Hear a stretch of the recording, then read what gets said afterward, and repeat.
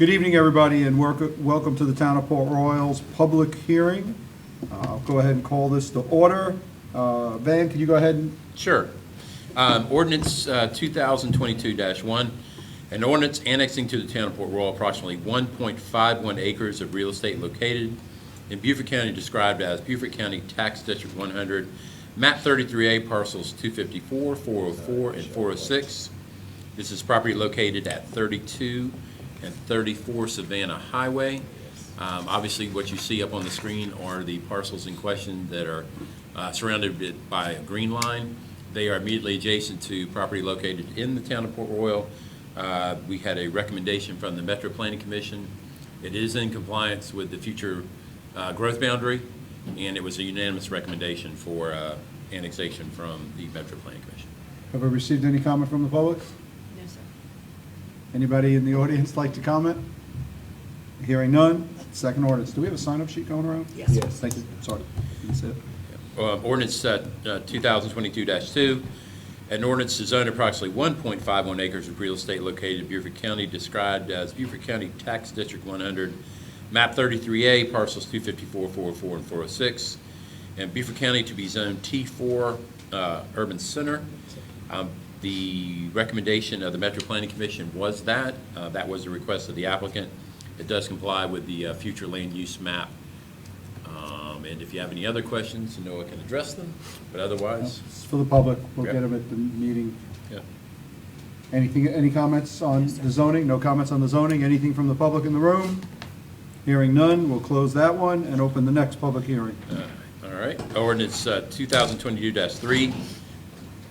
Sorry. That's all right. An ordinance to provide for the issuance and sale not exceeding a $3 million general obligation bond, series 2022 of the Town of Port Royal, South Carolina, to prescribe the purposes for which the proceeds shall be expended, to provide for the payment thereof, and other matters relating thereto. Very good. We have our council here.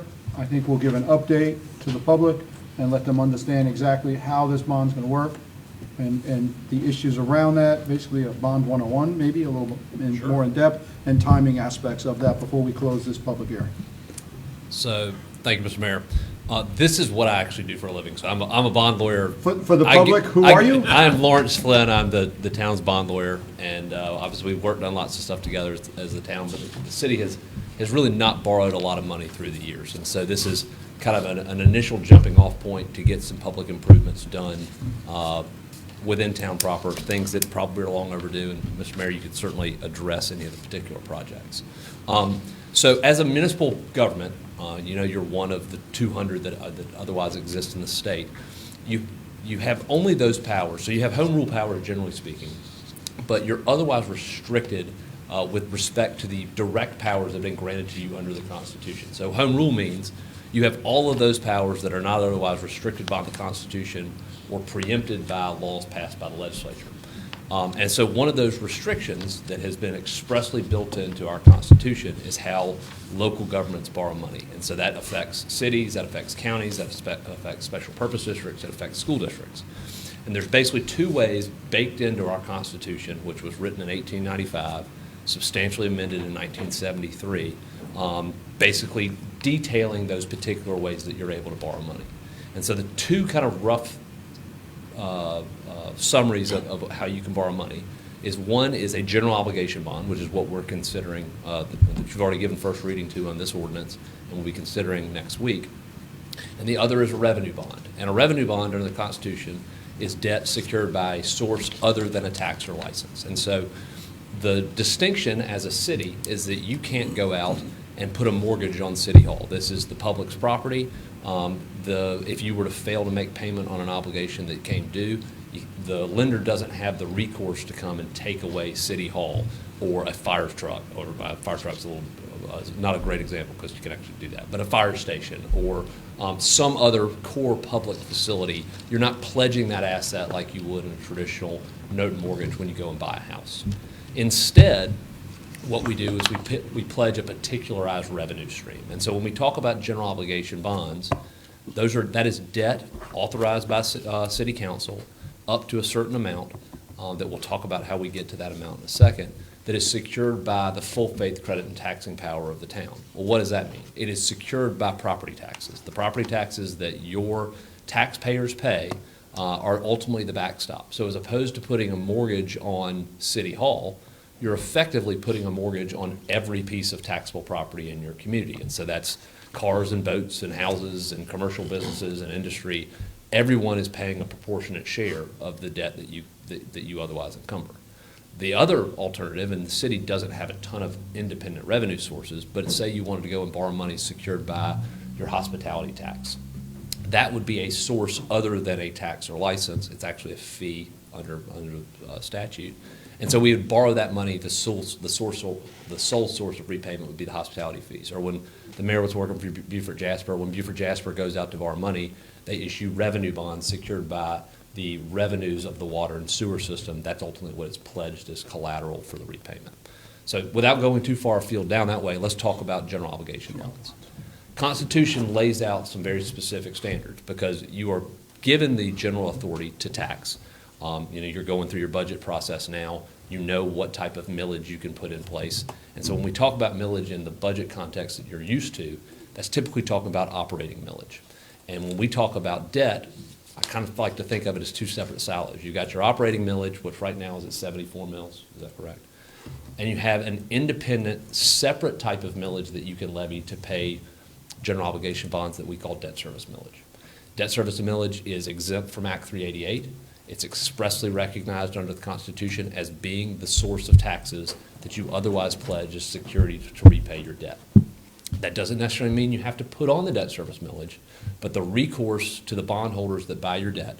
And when we talk about a bond, by the way, just a fancy term for a loan. It makes me look smarter, I guess. But it's a loan payment. And so it's a loan payment secured by the taxes that you're otherwise going to levy. And because of that, the debt service millage that you're able to levy is levied without limit as to rate or amount. And so the example I always tell people is, if the security is the taxes, you're in a really beneficial spot right now. The town of Port Royal is growing. Every time someone comes in, you're adding tax value. I think the value of a mill has gone from $51,000 to $58,000, which is a 15% jump effectively. The value of a levied mill, the taxes that you receive, has gone through the roof. But the alternative would be if you were in the city of Detroit and you lost half of your population in 20 years, you've still promised that you're going to pay things back with the taxes. The taxes, it doesn't really, the security is a tax levy without limit as to rate or amount. And so if 50% of your tax base goes away, the promise that you've said is that we'll put on sufficient taxes year over year to repay this debt. And so because of that, that's a pretty important tool. That's a pretty robust ability to issue this debt. So the Constitution, or the framers of the Constitution, when they gave you this authorization as a municipal government, they said, we're going to put a cap in place that you can't bypass, just acting alone. And that cap is you can borrow up to 8% of the assessed value of the property in your community at any one time. And so remember, in South Carolina, we don't levy taxes on the basis of market values or the value of your house. We levy it on the basis of an assessed value. And so that's when you get into that distinction on the type of usage on the facility. So your primary residence is, if you qualify for it, is assessed at 4%. So the example I always like to tell people is the mayor obviously lives in town. If he has a house worth $100,000 that is his primary residence, and he goes around and sells it tomorrow, it's worth $100,000. That's the market value. But for tax purposes, the assessed value is assessed at 4% of the market value. So for tax purposes, his house is worth $4,000 because you take that 4% assessed value, you multiply by the market value of his property, $100,000, you get a $4,000 tax value. If I come in and I buy the house beside him and I become his neighbor, but I still have my place in Columbia, I'm not treated as an owner-occupied residence. It's treated as a commercial assessment for tax purposes. So as a result, the commercial assessment ratio under the Constitution is 6%. So we could have identical houses right beside one another, which would be a lot of fun, by the way. But only because of the change in use, my taxes are, my property is assessed at 6%. So they are identical properties, but his assessed value is $4,000, mine's $6,000, simply because of the change in use. And if Jerry comes in and he starts building a lot of fun then. Yeah, then I know it will be a lot of fun. Comes Everybody's in and gonna move says, to this block. and by the way, we're just assuming zoning doesn't exist at this point, but he builds a widget factory that is also worth $100,000. And so it's just the three of us, we're living there having a big old time. Under the Constitution, industrial property is assessed at 10.5%. And so his $100,000 business or industry would be worth $10,500 for assessed value tax purposes. And so in order to come up with the assessed value of the property in your community, you look at the market value, and then that runs all through the county auditor who applies these various assessment ratios on all the use. Same idea on a car, it's 6% of the value of the car. It's now 6% on boats too. And you aggregate all those up to come up with a value. And so we had the county auditor determine and give us that value for the town in anticipation of coming and approving this ordinance. And we came up with a number that's roughly $55 million. So remember, that's not the market value. That's saying that we've applied all of these various metrics. And so generally speaking, I think everything boils down to about 5 or 6% of the assessed value. So you roughly have $1 billion worth of market value property in the town of Port Royal. When you apply those assessment ratios, you get down to about $55 million. Constitution says you can borrow up to 8% of the assessed value of your property at any one time. Okay. And so you're talking about borrowing $3 million. If you multiply $55 million times 8%, you get roughly $4.3 million, give or take. And that number is actually increased because the value of a mill ties kind of back to your assessed value. For just some quick and dirty math, if you're ever trying to come up with the value of a mill means means 1,000 in French. And so the millage value for purposes of determining what your taxes are is 1/1000th of your assessed value. That's how when you start talking back through those valuations, in the same example we talked about a minute ago, the mayor's $100,000 house assessed at 4%, 1 mil on his house is $4 in tax burden to him. $6, that 1 mil would be $6 to me, $10.50 to Jerry. So when you add all of those back up, you just reverse the math. If you divide your assessed value by 1,000, you roughly come up with what the value of a levied mill in your community is. There's fee and lieu and merchant's inventory and things that back out, but it's a good kind of rough tool to do so. So y'all propose issuing $3 million worth of general obligation bonds. You have roughly 4.3 worth of capacity that you could do. So you have no outstanding general obligation debt right now. You can borrow up to $3 million just by a vote of city council, acting by ordinance, having this public hearing tonight. If you wanted to bypass that number, you absolutely could. And Daryl's probably familiar with this, working with the school district, because schools are really, really expensive. And so, people hear this and you say, man, $4.3 million would be a lot of money for the town to borrow. But then you start talking about how would you replace this building right now? If you had to go and build a 10,000-foot city hall at $300 a foot, all of a sudden those numbers don't work real well. And so when you get into the school situation, and they're a new elementary school is $50 million, a new high school is $150 million, and you've got 4 or 5 of them, all of a sudden the numbers start coming to effect. And so that's the reason you'll see when you need really big borrowings, you can bypass your debt limit, your 8% debt limit, by holding a referendum. And if you send that back to the voters to approve it, then you can issue the debt up to whatever level the voters decide. And so a lot of times you'll see a bond referendum done most often for the school district, but also, there's always, we have extenuating circumstances. We have cities and counties that do it as well based on whatever projects they need. But for our purposes, 8% of the assessed value is what you're able to borrow. Y'all are proposing $3 million that we're proposing here by ordinance. And so as we stand tonight, we've kind of started the process. So you've given first reading, have the public hearing tonight, you give second reading next week. There's a statutory process once you actually kind of go out into the market where there's a statutory timeline for someone to come in and request a referendum. That typically doesn't happen. It's a really high threshold to do so. But after you give second reading, there's basically a 60-day statutory waiting period, and from that date, we'll go out and we'll solicit bids in the open market. And so when we talk about issuing municipal bonds, there's basically 2 ways we do it. One of which is what we call a private placement, and that just simply means we do an RFP because general obligation bonds by state law are required to be publicly sold. So who does the town bank with? Oh gosh, what am I talking? First Federal right across the street. So if First Federal obviously is your treasury bank, and you called them up and said, hey, we're thinking about borrowing $3 million, you know, Joe, who's your banker, is a really good guy, you couldn't go and just sell the debt directly to him because state law requires you to publicly bid it. So that means we put together an RFP. We would work with the town's financial advisor, Compass Municipal Advisors, who we've brought in to run some of the numbers. They'll solicit bids in the private banking market. We have a pretty robust local banking environment. Your local bank can certainly bid on it, but they're going to compete with all the other banks because the goal is to drive and receive the lowest cost of funds possible, make the banks compete against each other for your debt. That's what we call a private placement. It's a competitively sold private placement. And typically for a deal this size, we're talking about $3 million, probably paying it back over 10 to 12 years. That's right in the wheelhouse of our local banks. They will buy that every single day. The town has no outstanding debt. You have a good credit history. And so the recommendation from your financial advisor is to sell it in a private placement to a local bank. We weigh that against selling the bonds in the capital markets, which basically makes the debt a security for federal tax law purposes. And when we do that, we do the same public bid, except we have to do that we go through the process of getting a rating.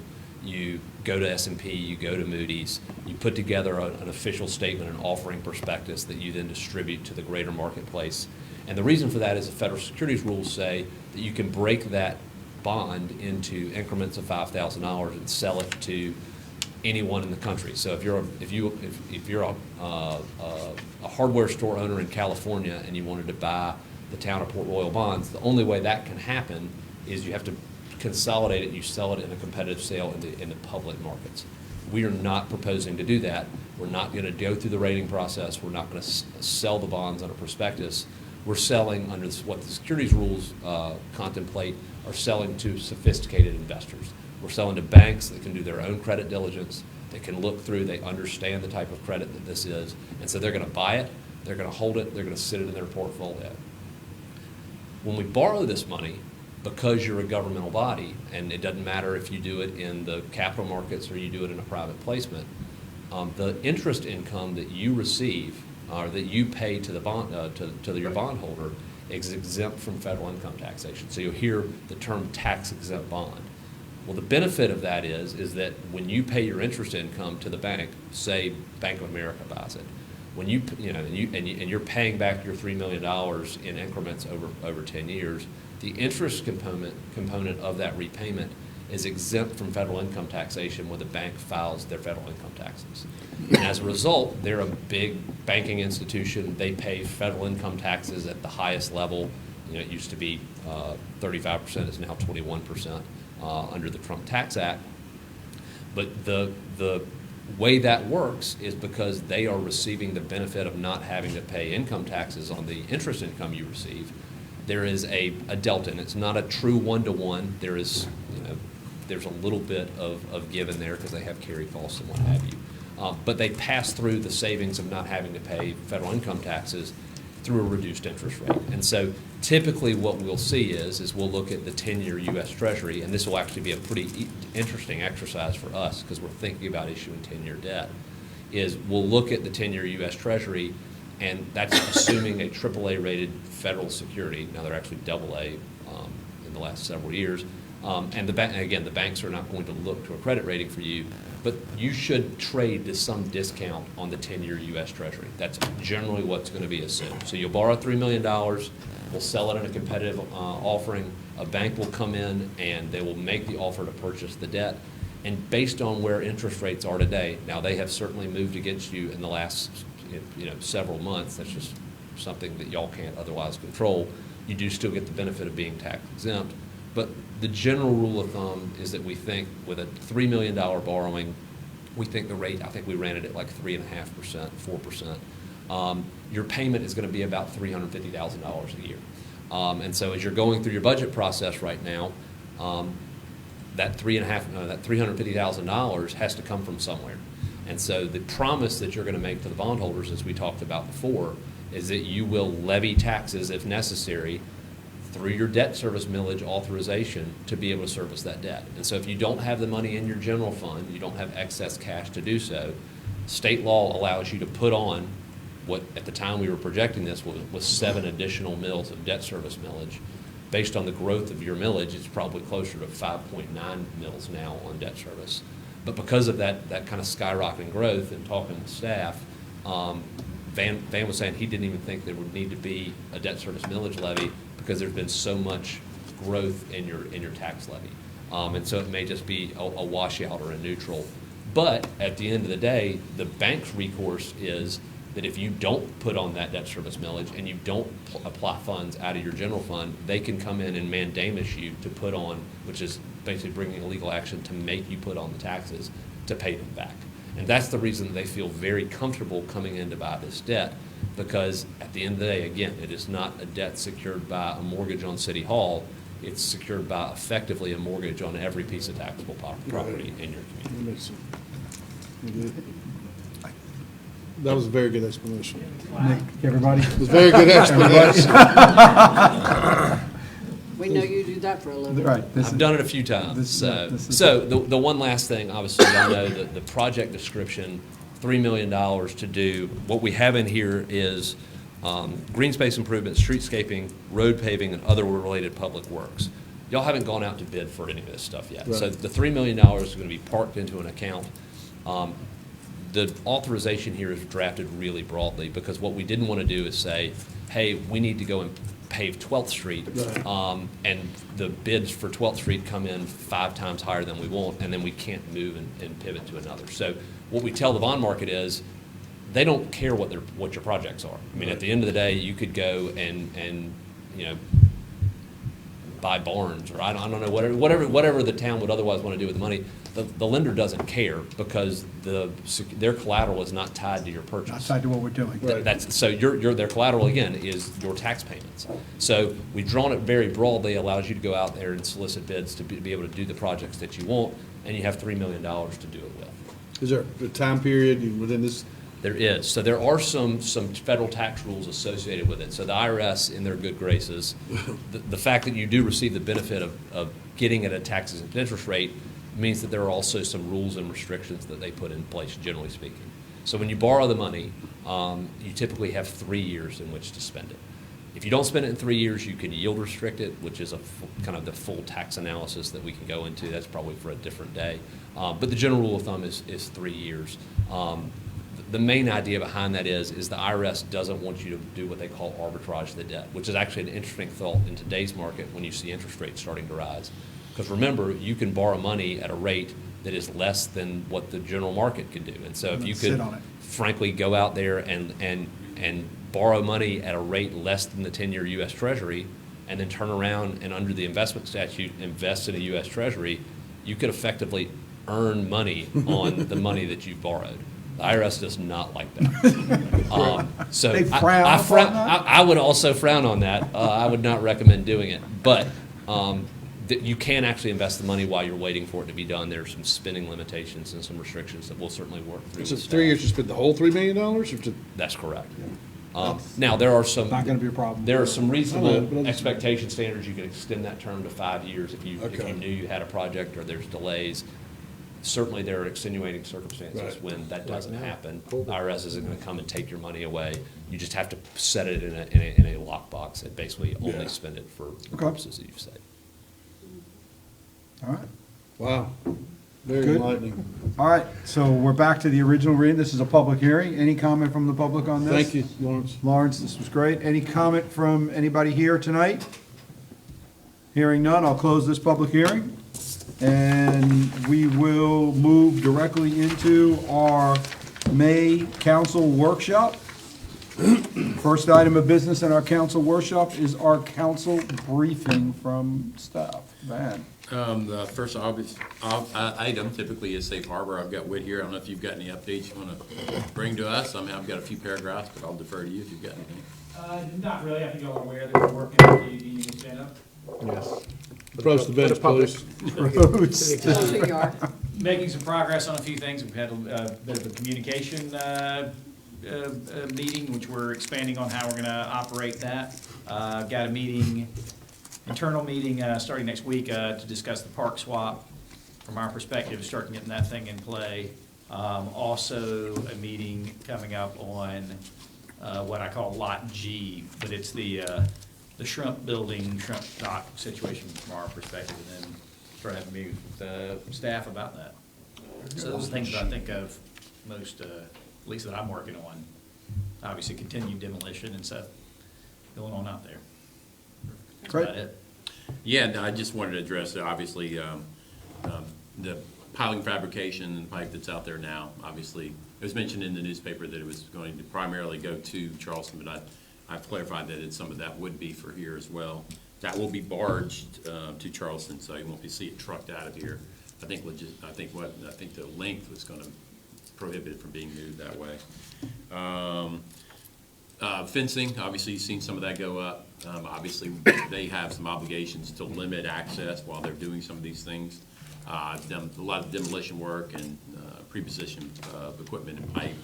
So there will be some limitations on movement. We're trying to work as best we can to make sure that we allow people to continue a circle or circuit, if you will, so that they can still enjoy what piece of the property they can, understanding that we don't need anybody getting hit by a piece of heavy equipment right now. Or flying concrete. Or flying concrete, exactly. Sands Beach Boat Landing, might as well cover this under Safe Harbor as well.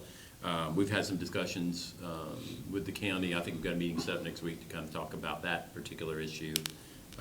And Safe Harbor is very aware of where that stands.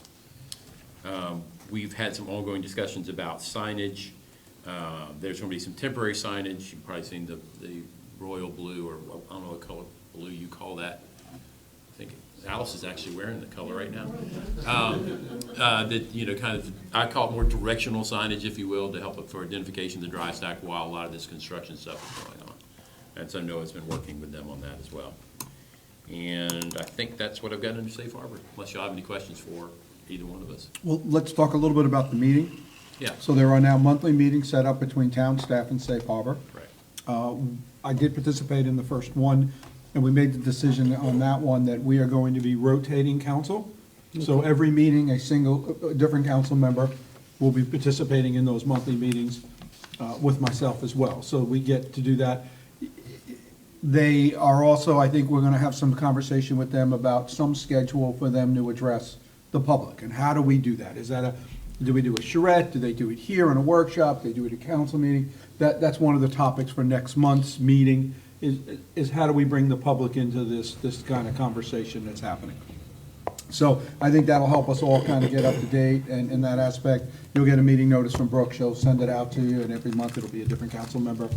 Obviously, we all know the restrictions there. If we go to 2 council members and myself, then we have to do a public meeting, and we got to advertise it and all that stuff. So the idea is just information. Van will always read out to council, so the meeting is always going to happen, the Monday before the workshop. So we'll get that, readout at the workshop that following month as well. Does that make sense, council? Yes. Everybody good with that? The Monday before is, what time generally is it? That was 10 o'clock or 11 o'clock? 11. 11 o'clock. They're virtual meetings, because obviously Safe Harbor is all over. So everybody that's in, it's a virtual meeting, so it'll make it simple and easy for us to participate that. Obviously, if you're here, you can join staff here in the conference room to do that. Sorry, thanks for reminding me of that aspect. Okay, All right. Rebo Road. Rebo Road, the steering committee did have a virtual meeting with Arnett Muldrow. He did circulate some of the a kind of updated drawings on some potential sites in town for redevelopment, to give us an idea of not only what could conceivably be there, but what sort of revenue generation you could potentially anticipate based upon some sort of redevelopment plan, and what sort of impact it would have, obviously, on our tax base and, hospitality or accommodation tax, as well as business license revenue. There was a presentation that was a part of that, and Brooke has requested that we get that, and I'll include that in your folders. But I think we're still moving towards kind of a May finish line to get that accomplished. And, you're going to hear a little bit later request from the Redevelopment Commission about something that I would say kind of came out of that has to do with the corridor. We'll dig into that a little bit later. So are we thinking that we will get a presentation in June from them? I think that's probably Probably doable? Yeah, absolutely. Okay. Sands Beach, work is scheduled to start next week. So we'll probably need some assistance from the police department. We'll probably try to put some signage up for this weekend, let people know next week we're going to start work. Clarify for the public, the work we're talking about is the paving of the parking lot Yeah, they're going to. at the Sands Beach Boat Ramp. Yeah, They were it's going to actually down there take today. basically 4 days, weather contingent. There's a lot of repair work that needs to be done, then paving, then striping. We're hoping to have it finished by Thursday. So it'll be open again for the weekend. So it's about $80,000 worth of work, but pretty excited. And we did do the angled parking for the for regular vehicles, non-trailer vehicles, to pick up some extra spaces there for people that use the boardwalk and come out for the community football. And that starts next, you said next May week? 9th, best day of the year. Best day, is that your birthday? So this is simple, but I get the edges are gonna be pushed back real clean, find the original extents of that parking lot. It's amazing how much smaller things get over years in between these things, so we may gain a foot or two or three, and we need every inch. Yeah, because I mean, the sand just is eating that thing up. Where will we start? Where does it start? Right It's there? in, there's a, At the corner. hold on. Where the hole is, How they Here where the hole is. For the turnoff to the beer garden. the beach. Right at the point it widens up. That's what I remember looking at. I'll throw this up for you. Well, somebody was down there today with a roller going That's up probably and Greg down. Humphreys. Yep, there it is. Blow it up a little bit for you. Only thing about those striping, they don't last long. It's a pretty sandy environment. It's hard to keep that paint, but this is gonna be the thermoplastic striping, not just light paint. There you go. And what he said, and, obviously, he will have it blocked off for the first few days, but when he's paving, he's gonna have to take the block. He will block just below where Sixth Street runs into Sands Beach Road to limit the traffic coming down. So there'll be no traffic coming down Sands Beach Road or Sixth Street on Thursday when they're doing The actual paving. Yeah. Because they're gonna have to stack the trucks. Right. So we need to start getting this out on the media now. Lots of posts about the ramp being closed on the days it's gonna be closed. And can we make sure you notify the county of the paving schedule, please? Scroll up just a little bit and hold it there for just a minute. Let's stop right there. How many lots, how many parking spaces? Not what it was. 13, 14. 14. 14 plus 2 Plus two handicap. handicap. Are those handicap parallel? Yes. Yeah. Yes. Because of the width requirement you would have to do, it's the best way to do I that. got you. Yeah, that's a whole lot. That's probably twice as much as we get down there. That's there now, yep. That's awesome. And 35 feet is a lot of room between the back of a parked car for boats to come through and go out. I mean, think about 2 boats will pass on a single lane highway. That's 12 feet on each way, that's 24 feet as they go by each other, so, And that's why we kept this area, 14 so when miles, you come in to make that 14 movement, trailers. yeah. to back it. Is it 14? 14 trailers. 14 trailers, 14 cars. That's awesome. So that's enough turnaround space there for them. Yep. Just keeping folks out of there from parking. Good job. Very good. Look forward to that. Absolutely. All right. stuff. Impact fees, obviously, we talked about that a little bit earlier.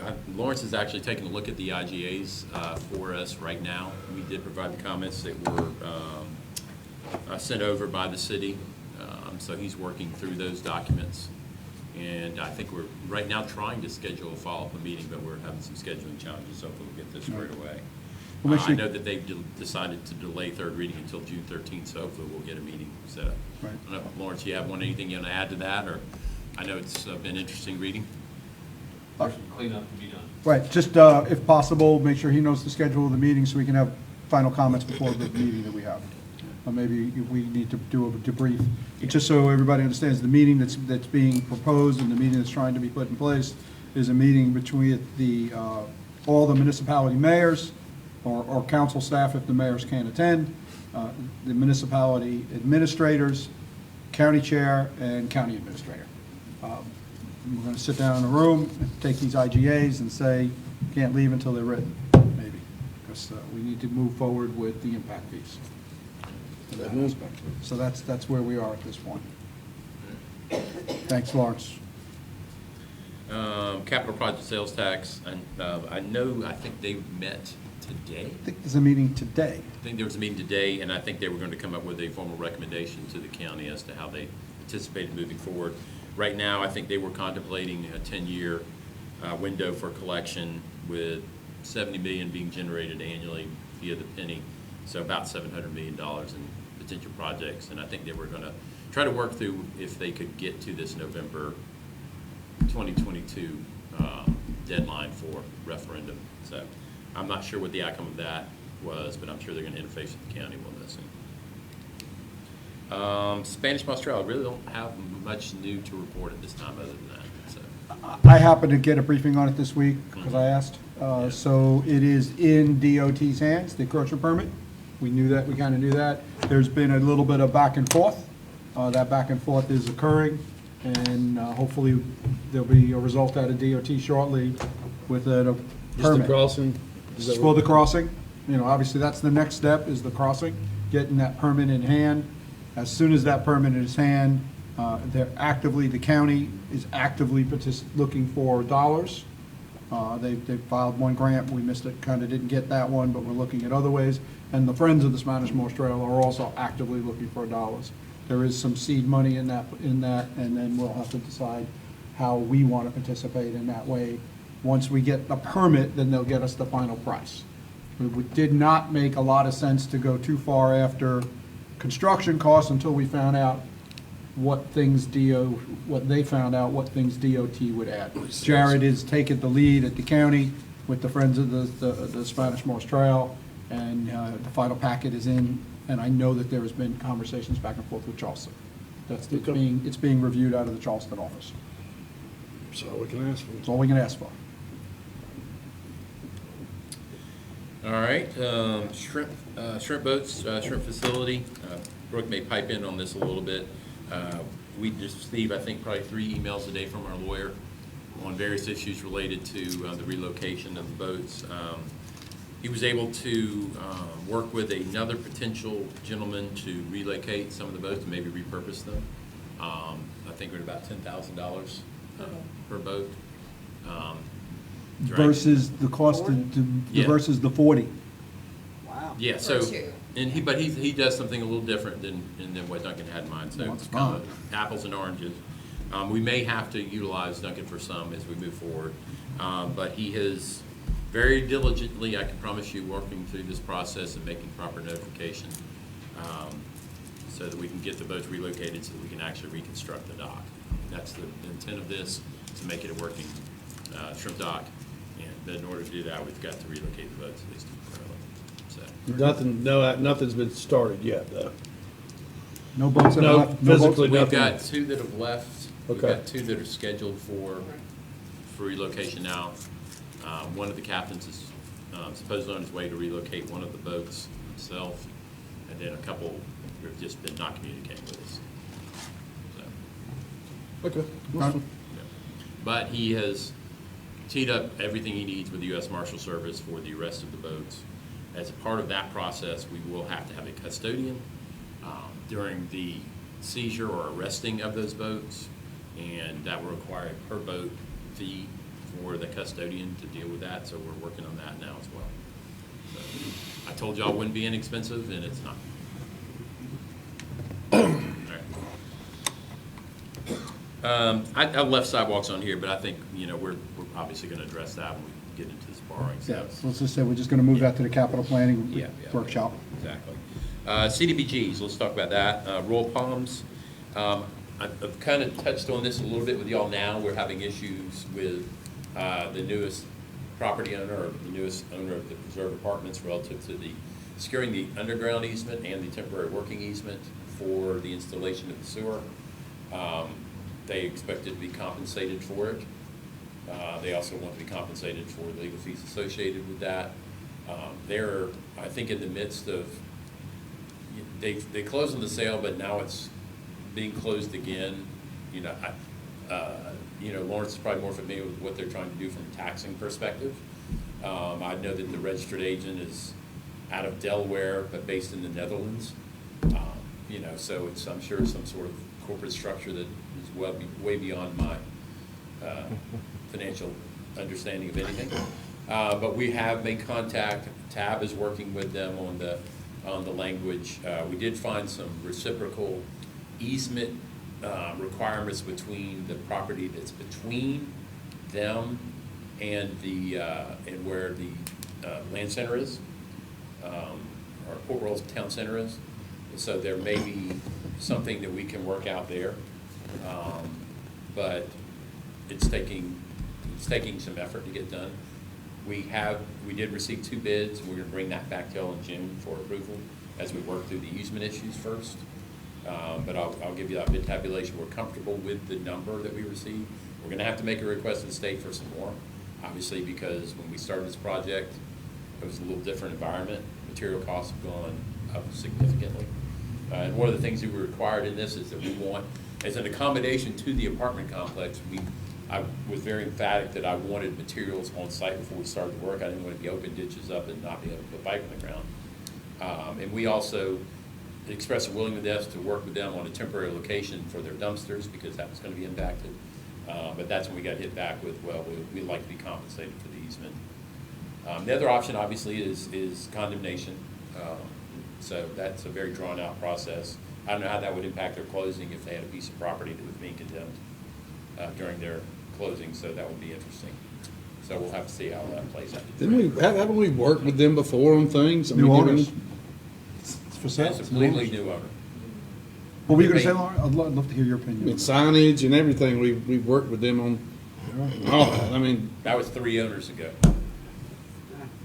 Fee title to the property transfers when you put up the proceeds from your appraisal, and then obviously they have the opportunity to challenge it. So it should clear title as soon as you deposit the funds in escrow.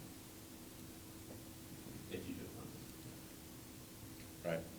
And because the company, it was purchased for $93 million.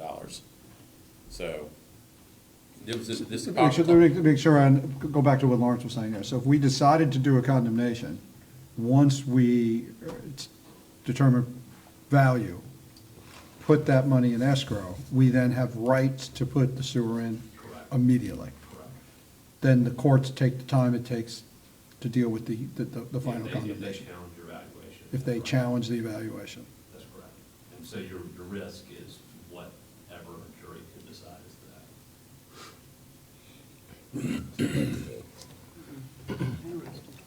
A jury would decide that years down the road. If they challenge it. Correct. they'll be We, sold. have they given us what they think is, But they We've been have good fair neighbors. valuation. They want to be No, good not neighbors. yet. not yet, so we don't know what they're even asking yet. Keep us involved. Yep. Yeah, definitely. We have an executive session next week. Let's add this to that executive session discussion on sewer access easement, because that may end up going that way. We can do that under contract, I believe. Make sure, we're good with that, Lawrence, right? I can do that under contract? Yep, let's do it that way. Let's have a conversation about that one. Absolutely. It's important we move that along. Absolutely. And then on the second one, which is the Paris Avenue improvements, Michael and I sat down last week and looked at some of the cross-sections, because we are talking about stand-up curb on the outer edges. And I wanted to run some of those cross-sections by y'all. I do have a schematic, which I'll send out. I've asked him to send me that PDF that gives you the overall view, the kind of the scope of the project. But as I've mentioned previously, we're working with Dominion on lighting also. And I've also asked Michael to look into burying the utilities and see what potentially that would cost, just so we have an idea. Sure. Yeah, I think it's important we have an idea, and I think it's important we think about getting with Dominion on the franchise fee of maybe putting some money away towards burials. That's an option that's available to us, and maybe we need to open up that conversation in that aspect about starting a little fund for that. Traffic road projects, we did some traffic counts and speed counts on, and Chief and I were just talking about this, on West Paris Avenue. And, we installed the stop sign. We had some concerns raised by the residents, so we put the counter out to see what was going on. And between Paris Avenue and that stop sign, more than 50% of the people are actually going above the speed limit. So we're probably going to do something in between there and there to kind of slow folks down. Because that is obviously one of the major entry points as people come into Port Royal. We're also looking at something on Sands Beach Road, probably, and I've mentioned that before, we just gotta get it done. So, but we'll probably wait until after the improvements, concrete trucks and whatever else, so. I did notice that DOT has got the detail counters out, so they've got the Yes. 4-wire counter out right now. I've instructed staff, everybody has to ride over it 10 times a day. Very good. Trust me. And let's monitor that and see if we can't catch those numbers as soon as they can come out. Absolutely. So we can get the updated numbers. Obviously, we can use them on the Riverboat Ricardo study and what you're doing for commercial businesses as well. We need to keep that number up. Okay.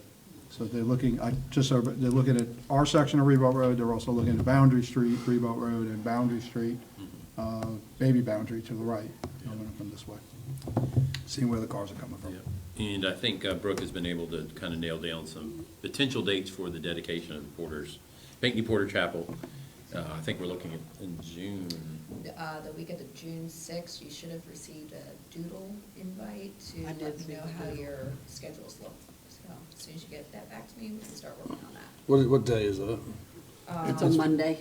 There's 4 options in the doodle. Okay, okay. I saw the email today. So, I think it's. I leave June 6th. You leave June 6th? and your cruise? 'Cause I think we're starting to come 9th, 10th. Yeah. Yeah, 8th, 9th, 10th, and you leave the 6th. Yeah, and I'll be back to 10th. Probably late in the day. Yeah. Yeah. No, early. I'm out of Charleston this time. All right, let's, why don't you touch base directly with Yeah. Mary Beth, see what our We'll talk schedule is. about it. It's important that as many of us try to be there Yeah, as I'd possible. love to be there. I don't- You've been involved with this Yeah. since day one, and I think it's important in that aspect to Yeah. try to work that Agreed. out. So, All right. we're getting Naval Hos- closer. Man, we tried so hard on this one. Nothing new on Naval Hospital sidewalk since I last talked to you, so. Anyways, and then finally Cypress Wetlands, we hosted the Stormwater Utility Board. I had the full land manager come make a presentation, kind of give an overview of the functionality of the wetland, and then a little bit of a brief history on, how and why and when. I do have their presentation. I'll put that in there so you guys will have it. I think it was well received, and then I did tour a few of the board members around, kind of give them a walkthrough. And then, of course, we had the bird birthday this weekend, I think, which went very well. We Yeah, a lot of people. did the dedication of the trail to Pete Richards. It was cool. A lot of people went down there. Yeah, absolutely. Very well. That's all I got, but I'll answer any questions. Questions for Ben? Anything? Nothing comes to mind. Hope we're good.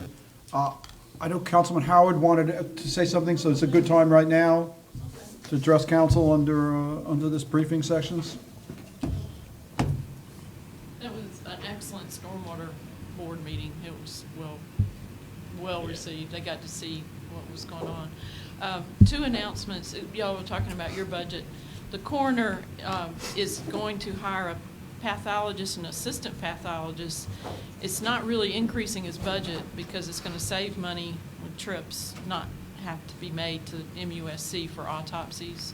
And it's also going to save the sheriff's department money somewhat because they have to go up there when there's autopsies. It may save a little bit of money.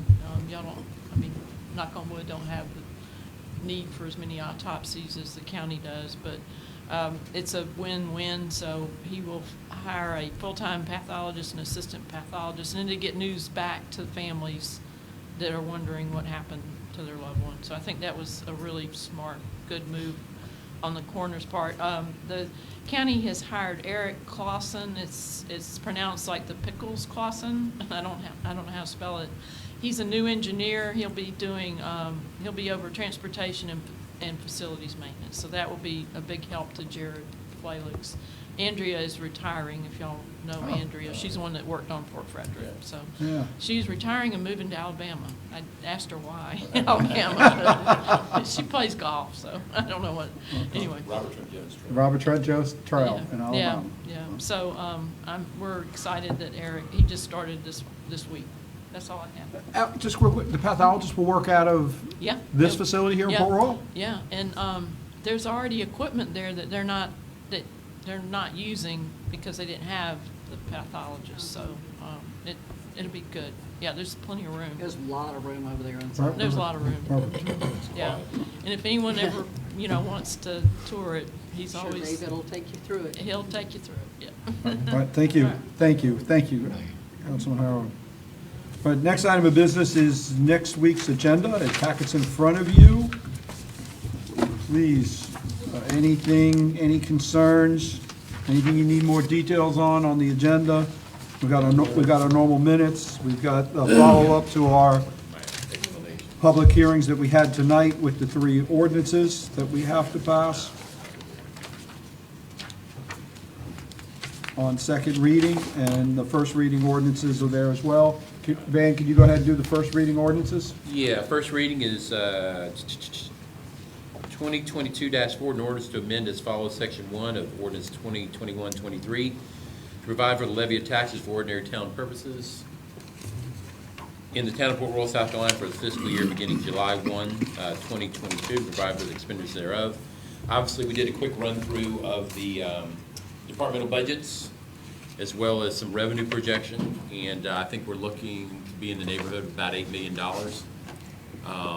Pretty exciting. Obviously, Lawrence alluded to this, we've seen pretty significant growth in the value of the mill, and we're seeing some increases across some of our revenue line items. So for most of the requests that we did receive from our department heads, we should be able to accommodate them. We are obviously able to do some things in the current fiscal year.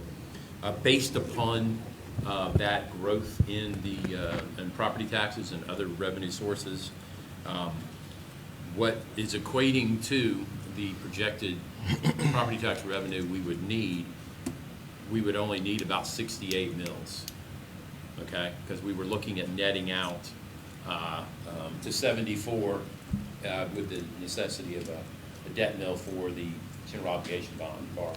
And that's without having to dip into any of the fund balance at all. So, obviously what Lawrence mentioned, you could conceivably absorb it, but I would suggest that you probably do go ahead and set aside and let folks know that, hey, we've reduced your general fund millage to 68 based upon some other factors that are happening. So overall, we'll refine this budget. We'll get as much done the rest of this week going into next week based upon the comments we saw today, but I still think we're going to be in that $8 million range. So it's pretty exciting. Yeah, I think it's important we do the breakout. I think because what's happening in the town is not going to change. The growth's going to keep happening. We may have to do borrowing again. I mean, we're setting this up for 10 years, which 10 to 12, hopefully 10 works out in that aspect. And part of that, and I think we're going to end up with a full capital budget. I think in the future, we're going to see capital plans, and I think it would be nice to be able to show, here's what we use to operate, here's what we're doing to enhance and bring to the city, bring to the town. So I like the idea of having the CIP millage in there as well. So we'll see how that goes. That works for you, Lawrence? We'll talk about it? Yep. When will we be able to know for sure if we're I know it, Dan. taking it to 68?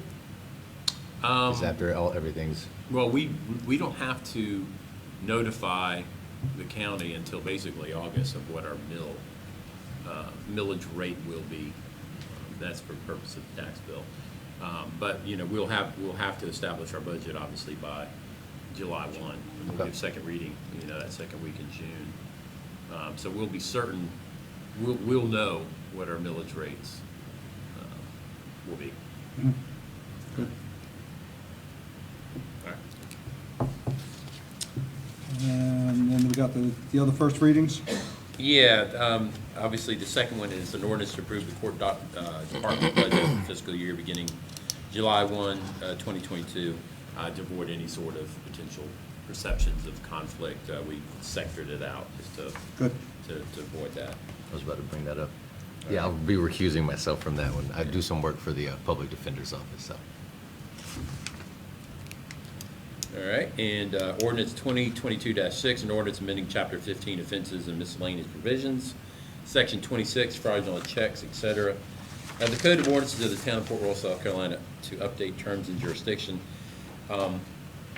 Chief, correct me if I'm wrong. The Solicitor's Office had a bad check division, and they were the ones pursuing those things. However, they do not do it anymore. Right. And so, in order for us to prosecute those, if necessary, we needed to update our ordinance to allow us to do that. Very good. Good summarization. Yes, sir, it is. Okay. I don't know who writes checks anymore, but. That was my question. Now, the checks are less and less written That's nowadays. right. In my opinion. Chief says he still writes checks. I'll tell you from the don't have public defender's Venmo? office, it's Cash App? usually people stealing them from elderly people, Yeah, other Well, businesses. steal them from elderly and use them, try to use them. Yeah. Well, That's what you you write see. checks? Quit using them. Very seldom. Right. Very When we- seldom. I mean, there's some times I do, but for the most part, it's electronic now. Venmo, whatever. My bank would probably die if they found one in it. I'm not saying I don't, but there's, I mean, it's rare. All right. And then the next is ordinance 2022-7, title-only food truck ordinance. No, I don't know if you wanted to talk about that a little bit and Don't- what you were starting to put together. Don't trip getting out of there. Exactly. OSHA violation there. Workers' comp. So Brooke and I have been working really closely on putting together a food truck ordinance in the wake of the ice cream truck ordinance that was passed a few months ago. Currently, we have 3 areas in town that are currently, that currently allow food trucks. The existing ones are Bruce Edgerly Park, the Town Hall Green, and Sands Beach. We'd like to expand the opportunities for food trucks in the town.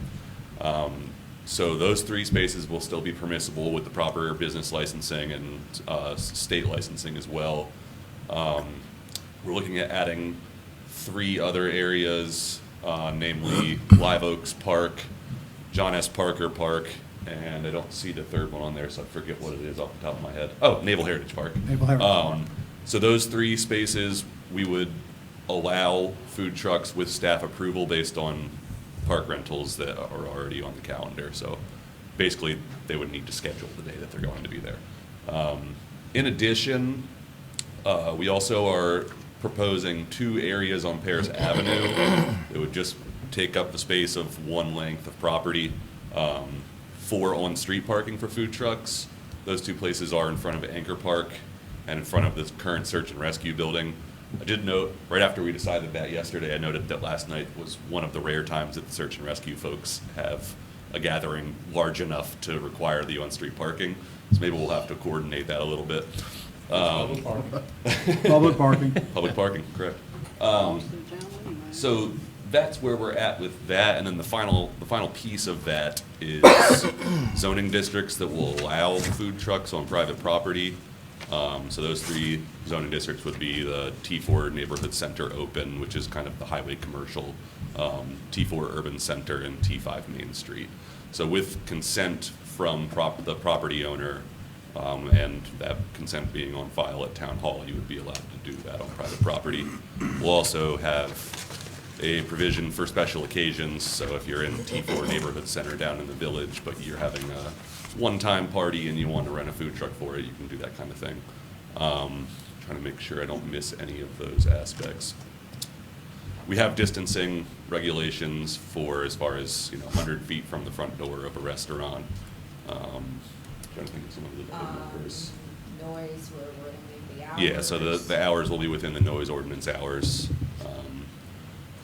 And I think that's kind of the gist. We're still kind of making sure all of that language is concise and touches everything that we need to make sure that it lines up with the existing zoning code and all of that. So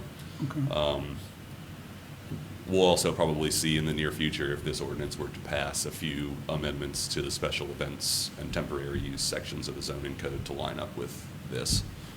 So that's where we're at right now, and we'll give you the full language before next week's meeting. 2 operational issues or questions I've got. Do they provide a trash can? Yes, so they'll be required to provide a 30-gallon trash can. Okay, so a trash can out there and a fire extinguisher? And a fire extinguisher. So the fire marshal will have to inspect the truck before it's licensed in the town. Okay. That's all I have. And he has, based on the amount of grease or vapors, there's different levels of fire extinguishers that would need to be provided on in the Grease truck. on a food truck? No. They're healthy weight places to eat. And one of the major things is the state, when they get their state licensing, it requires all of that waste to be recycled in a certain way. So they have to provide, who the contractor is that's getting rid of it, what the facility is that it's going to, and the means of disposal. So all of that is accounted for as well. Well, the one that comes down to the Bruce Edgerly Park, I'm telling you, the traffic, you can't even get down that road. It's amazing. Well, that's great. That's why I'd like to, I controlled literally expansion. thought, oh my God, somebody must have died on that street. You know, I live on the other end, and I couldn't Well, even if they get eat through. the food truck enough, I'm sure they Oh my might. gosh, it was, So will we be by title only next week, or do you think we'll have an actual I hope ordinance? to have the ordinance in by Okay. tomorrow. If we don't, just switch the agenda title to by title only. Okay. Okay, just so that, I want to keep it moving, but let's let everybody know that it's a title only reading, and then we'll move it on for the next one, okay? You might have said this, that they require a license, Yeah, so they'll get a town business license. every single one? Every single And they'll one. have to come to the town and schedule every time they're gonna be somewhere? Just, Or- just on those yellow marked Okay. areas. So anytime they So wanna it's kind of use that. first come, first serve in the two food truck zones on the street. Okay. And we just purposely chose areas where there's How not does too much scheduling street work with them? parking. Can someone come in and schedule, I mean, is it 1 month out? Can they come in and say, I want every Tuesday? No, for the next- idea is just to ensure that they're not going to show up, No, at and the you craft just- market, rent and park next to it without Yeah, we being don't, part of the you don't want them fighting each other too. Yeah. Three show up for one spot. And so we showed can, up the other day. Yeah. Okay, I just didn't know like how they, the scheduling of it, like they would show up and, Yeah. like you do like when you rent a park, like just the same thing. right, I mean, we haven't worked exactly Okay. out how we'll operationally deal with the by staff approval areas.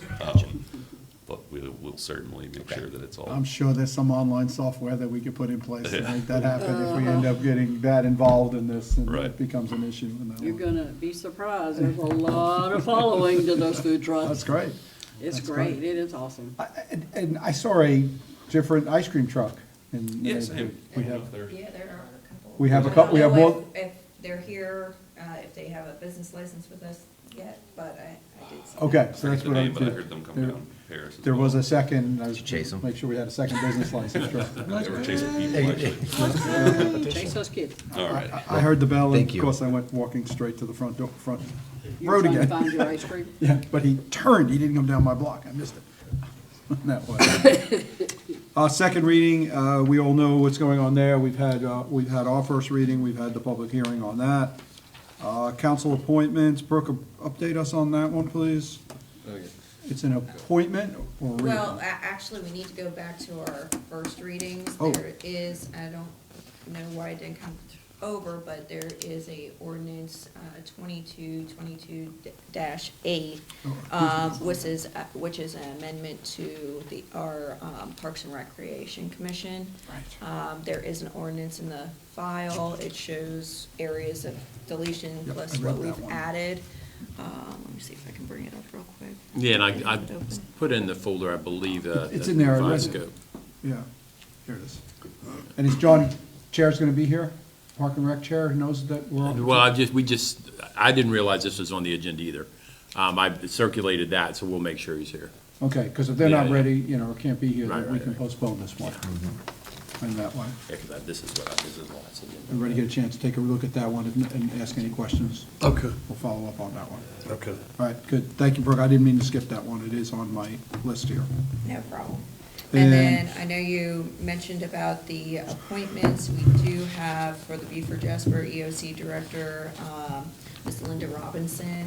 I believe she's either chairperson or vice chairperson, and they've said that it's been a pleasure working with her. Definitely want to keep her on board, so they're just looking for a reappointment. So that's a reappointment, not an appointment. Correct. Okay. And that's Linda Robinson? Yes. Very good. Okay. Port Royal Town Center. Yeah, the redevelopment commission met last month to discuss kind of, they had a series of questions and they wanted to review responsibilities. And one of the things that came up was this concept of the town center, not so much as an actual town center, but more of as a zoning code or zoning definition. And one of the concerns they had is they were obviously looking at the Nally property, which is where Piggly Wiggly is located, immediately adjacent to Rebo Road. And so when you look at that parcel, it's a single parcel that stretches from Rebo Road to Johnny Morale Circle. But when you think about kind of the totality of what potentially could happen there, they wanted to, some direction or approval from council formally to take into consideration the parcels that are on the other side of Johnny Morale Circle that abut the Beaufort River. And so if they were contemplating a redevelopment concept for that area, they wanted to make sure it was fine, because obviously they're geographically limited, and they just need clarification that going just 2 parcels basically deep would be okay. Brooke, could you bring that? Maryland Properties, Yes. is that what that Yes. is? Could you bring that drawing up? So when we put the boundary in place for the redevelopment commission, Is it in? Yeah, it should. yeah, it is, last, it says redevelopment commission. Maybe. We said bridge to bridge. and We said bridge to one bridge, and we parcel said back, Rebar yeah, Road parcel, and so we call it Denali or Piggly Wiggly, I'll call it the Ace Hardware Shopping Center now. Right. You know, in that aspect, we all know what we're talking about. We're talking back behind between Yeah, Port so- Royal Landing and the apartments. Yeah, it's in the folder. It's on the wall. It's pretty flat. It's in the shared folder under redevelopment commission I request. didn't know if they'd attach a map. I've just. They did, there is a Okay. map. Well, we're here now. Sheet 2 just has a good boundary of what they're asking.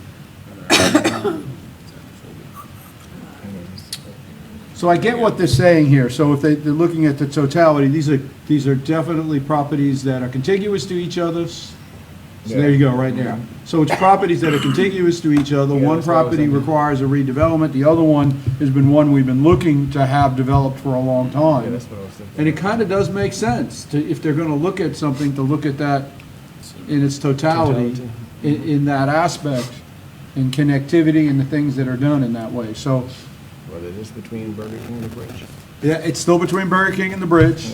There's no question about that. And so what they're really asking is council, and we can't do anything, we need a formal action on this? Well, I think they're asking for a base of motion that says, yes, we endorse the idea of Yeah, you they're just looking for some at this. guidance. Yeah, so I think we need to take that to next week. We really can't do anything here today, but it will be added, we'll have it as an action next week, Yeah, they just, endorsing that. you know, I go to the meetings with them, they just want to make sure they're doing what we want them to do. Yep. And they're not wasting time, and then they bring something to us, and we say, that's not what you're, so, Yeah. they just want guidance.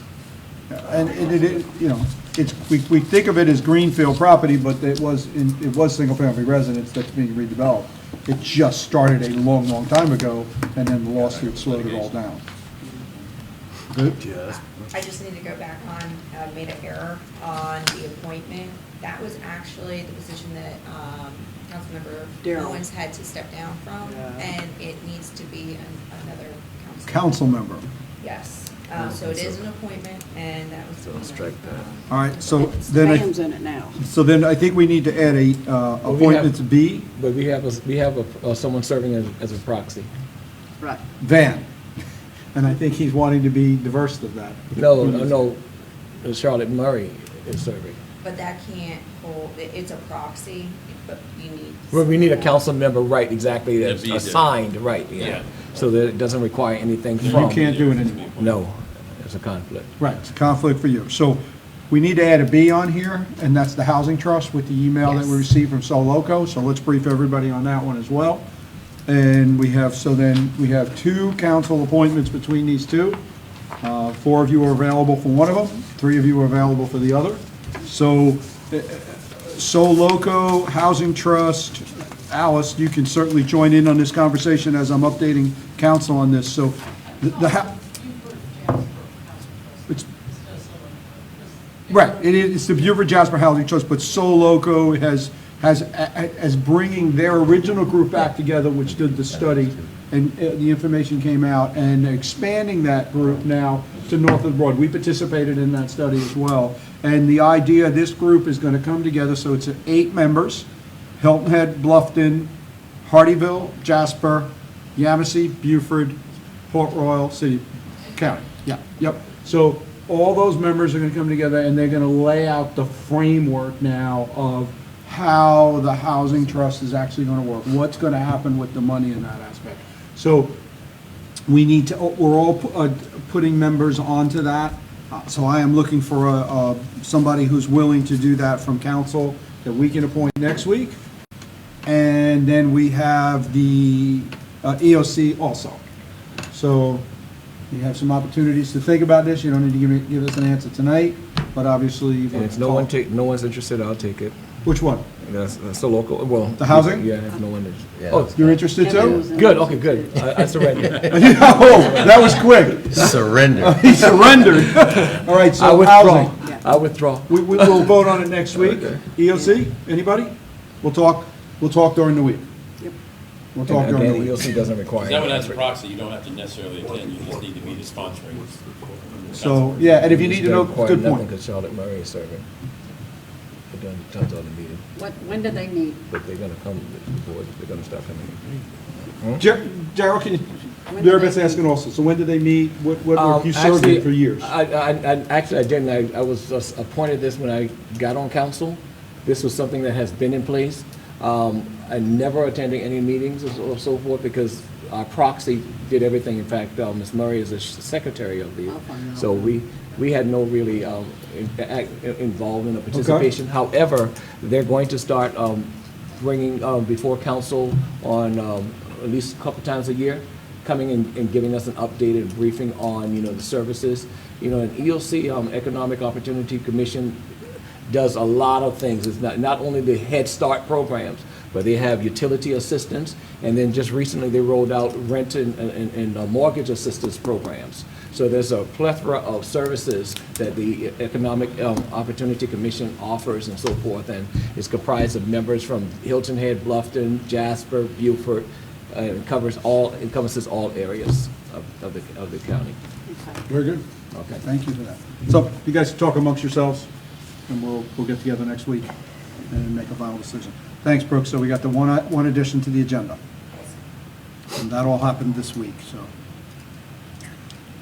All right, important dates for Go back to this one. this agenda. Got a bunch of them. What's one of the most important ones? All right. Saturday. Saturday. Concert. Design Review Spring Board. concert. Design Review Board, that's the most important one, right, Noah? Yes. 5:30 PM on Thursday, May 5th. Saturday, May 7th at 6 p.m., the Spring Concert Series. I know we typically have somebody. Street music. Street music? Street music, Saturday, 6 PM. And normally one of y'all does the introduction. 6:30. 6:30, sorry, we had that problem last year, 6:30. 6:30, be there. All right, I'll be there at 6.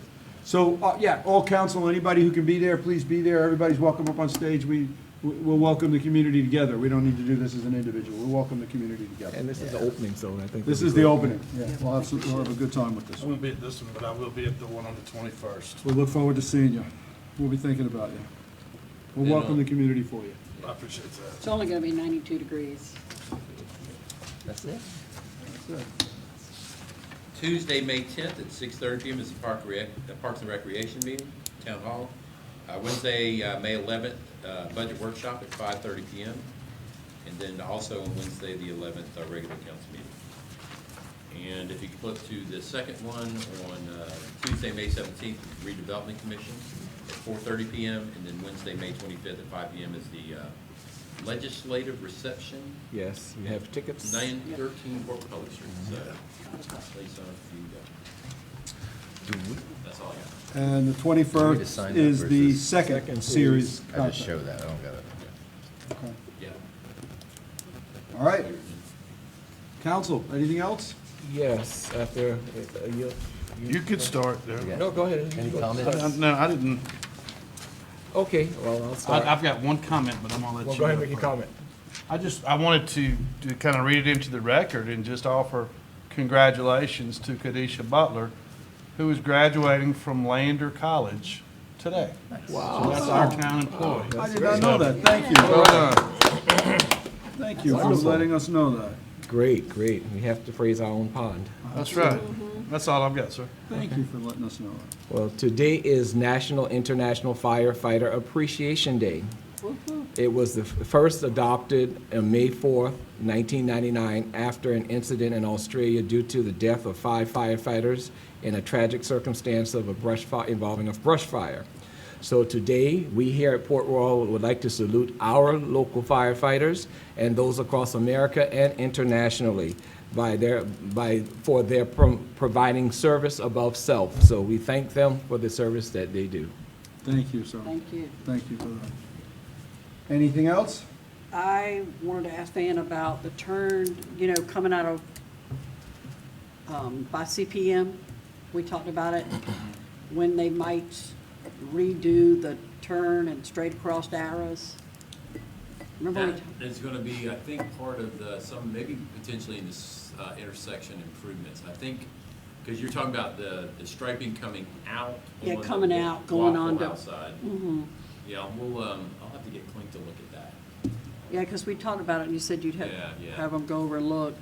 And the other thing is, we were gonna talk about,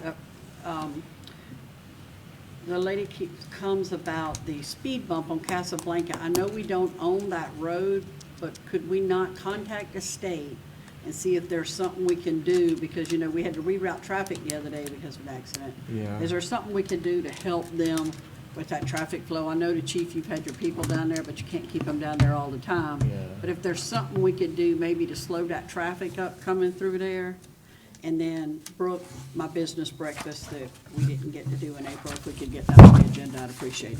And that's all I have. Yeah, 'cause I asked about that before, but this is DOT on road, so. Right, and I did And there are too, several but of them were asking, can we get speed bumps, know. And I never got back to tell them that's a DOT on road, so. And I did tell her. There is a process. It's rather laborious, Yeah. but there is a process with DOT to get traffic calming devices put in place, so But if there was something we let's could take a do. look at, let's Chief, take there a was look another at it. concern. I've got which- a request in asking what the process is. Yeah, okay, so we got the Thank you. request. We're waiting a response. Okay. Oh, that could be like the sidewalk? Thank you. We're trying it in Shell Point and. It's do a labo- petition. Did you get the actual process from DOT? Could you share that with Ann? I'll get it from Jared. Yeah, Jared has it? Yeah, we'll get that and we'll see what we can do. It's not as easy as, I went to Right. Jared. I just appreciate anything they can do to try to help them. You better stay away from Jared's. all right, hearing nothing else? Any public comment? Yeah. Anyone? Yes. Very quickly, I Go forward. saw a face, I figured I he would might like want to to. applaud whoever, Please, you got, come to the mic, because we are on, live on Facebook, sorry about that. Or we can come to you. No, it's okay. No, you're fine. it's my first time here at a meeting. Oh, fun. But I would like to applaud whoever came up with the common sense idea of angled parking at Sands Beach, at the boat ramp there. 'Cause it only makes sense. For a long time, I used to park that way, but then a big sign came up that said parallel parking only. So, once again, I'd like to applaud whoever's idea that was. Jerry was instrumental in saying, why can't we? We all did it. We all worked together. Why can't we go back to what we did, and then we all got together and looked at it, and we've increased the angle, and we got it worked out. Yep. Appreciate that very much. Thank you. Thank you. Thank you. Thank you. All right, hearing nothing else, we'll adjourn. All right.